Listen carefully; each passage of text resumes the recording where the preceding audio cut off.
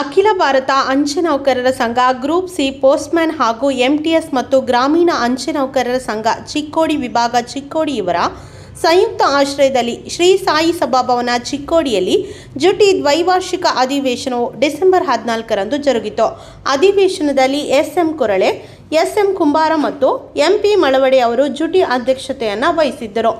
ಮುಖ್ಯ ಅತಿಥಿಗಳಾಗಿ Chandraswami, H M. Raju, V. Krishnamurthy, Ravi Patil, K S. Rudresh, H P. Rajakumara, M R. Naragunda, M N. Kuratti ಅವರು ಅಧಿವೇಶನವನ್ನು ಉದ್ದೇಶಿಸಿ ಹಾಗೂ ಅಂಚೆ ನೌಕರರ ಸಮಸ್ಯೆಗಳ ಕುರಿತು ಕೂಲಂಕುಷವಾಗಿ ಚರ್ಚಿಸಿದರು.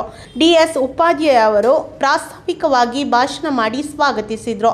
ಬಿ.ಎ. ಹಿರೇಮಠರವರು ವಂದನಾರ್ಪಣೆಯನ್ನು ನೆರವೇರಿಸಿದರು. ವಿ.ಎಂ. ಮಠದ ಕಾರ್ಯಕ್ರಮ ನಿರೂಪಿಸಿದರು. ಎಚ್.ಸಿ. ಕರಿಹಟ್ಟಿ, ಬಿ.ಎಸ್. ಲೇಲೆ, ಚೇತನ್ ಮೋರೆ, ರಮೇಶ್ ಹಾಗೂ ಚಿಕ್ಕೋಡಿ ವಿಭಾಗದ ಸುಮಾರು 200ಕ್ಕೂ ಹೆಚ್ಚು ಜನ ಅಂಚೆ ನೌಕರರು ಈ ಕಾರ್ಯಕ್ರಮದಲ್ಲಿ ಪಾಲ್ಗೊಂಡಿದ್ದರು. ಇವತ್ತು ನೀವೆಲ್ಲ ಪ್ರಮೋಷನ್ ತಗೋತಿದ್ರಿ, 10 ರೂಪಾಯಿ ಹಾಕಿದ್ರೆ ಆರ್ಟಿಎಲ್ ಸಿಗುತ್ತೆ, 2500 ಆರ್ಟಿಎಲ್ ಮಾಹಿತಿ ಕಾಯ್ದೆ. ನಾನು ಭಾರತೀಯ ಪ್ರಜೆಯಾಗಿದ್ದು ಎಷ್ಟೆಷ್ಟು ಪೋಸ್ಟ್ ಎಲ್ಲೆಲ್ಲಿದೆ ಅಂತ ಮಹಾರಾಷ್ಟ್ರದಲ್ಲಿ 2500 ಪೋಸ್ಟ್ ವೇಕೆನ್ಸಿ ಇದಾವೆ. ಕರ್ನಾಟಕದಲ್ಲಿ ಎಷ್ಟಿದೆ ಗೊತ್ತಾ? 150ರಿಂದ 160 ಪೋಸ್ಟ್. ಇವತ್ತು ಡೆಲ್ಲಿ, ಇವತ್ತು ನಾರ್ತ್ ಕರ್ನಾಟಕದಿಂದ ಡೆಲ್ಲಿಗೆ ಹೋಗ್ತಿದ್ದಾರೆ ಪೋಸ್ಟ್ ಬರೆದು. ಡೆಲ್ಲಿಗೆ ಹೋಗ್ತಿದ್ದಾರೆ ಅಂದ್ರೆ ಡೆಲ್ಲಿಗೆ ಹೋಗ್ಲಿಕ್ಕೆ ಅವಕಾಶ ಮಾಡಿಕೊಟ್ಟವರು. ಡೆಲ್ಲಿ 2,000 ಪೋಸ್ಟ್ ವೇಕೆಂಟ್ ಇದೆ. ಇವತ್ತು ಕರ್ನಾಟಕ ಸಂಘಟನೆ ಮಾದರಿಯಾಗಿದೆ. ಕರ್ನಾಟಕದಲ್ಲಿ ಅಟ್ಲೀಸ್ಟ್ 100ಕ್ಕೆ 100% ಜನ ಇಲ್ಲಿರ್ಬೇಕು. ಯಾಕಂದ್ರೆ ಹೋರಾಟ ಮಾಡ್ತಿದ್ದೀವಿ, ಕೆಲಸ ಮಾಡ್ತಿರೋ ಸಂಘಟನೆ, ನಾವು ಒಬ್ಬರೆಲ್ಲ ಸಂಘಟನೆ ಕೆಲಸ ಮಾಡ್ತಿದ್ದೆ.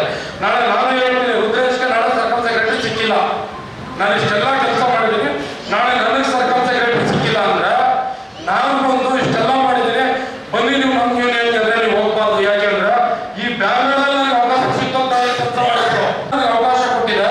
ನಿಮ್ಮ ಆಫೀಸರ್ ಮುಂದೆ ಕುತ್ಕೊಂಡು ಮಾತಾಡ್ಲಿಕ್ಕೆ ಅವಕಾಶ ಕೊಟ್ಟಿದೆ. ನಾವು ಇವತ್ತು ಮಾಡ್ತೀವಿ. ಇವತ್ತೇ ಮಿನಿಸ್ಟರ್ ಹತ್ರ ಮಾತಾಡ್ತೀವಿ ಅಂತ 2017ರಲ್ಲಿ ಇಡೀ ದೇಶದಲ್ಲಿ ಒಂದು ಎಕ್ಸಾಮ್ ಆಗುತ್ತೆ. ಜುಲೈ 14ನೇ ತಾರೀಕು ಇಡೀ ದೇಶದಲ್ಲಿ ಎಕ್ಸಾಮ್ ಆಗುತ್ತೆ. BA ಎಕ್ಸಾಮ್ ಕರ್ನಾಟಕದಲ್ಲಿ ಆಗೋದಿಲ್ಲ.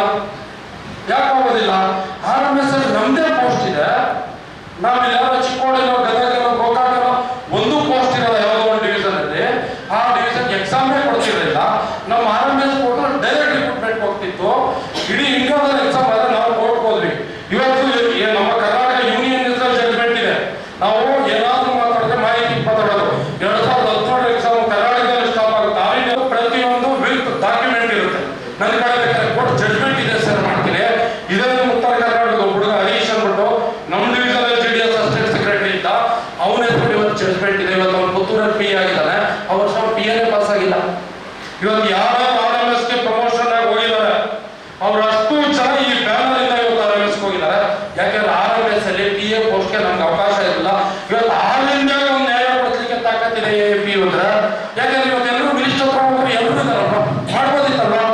2017 ನಾವು ಕಾಯ್ಬೇಕಿತ್ತ ಅಂದ್ರೆ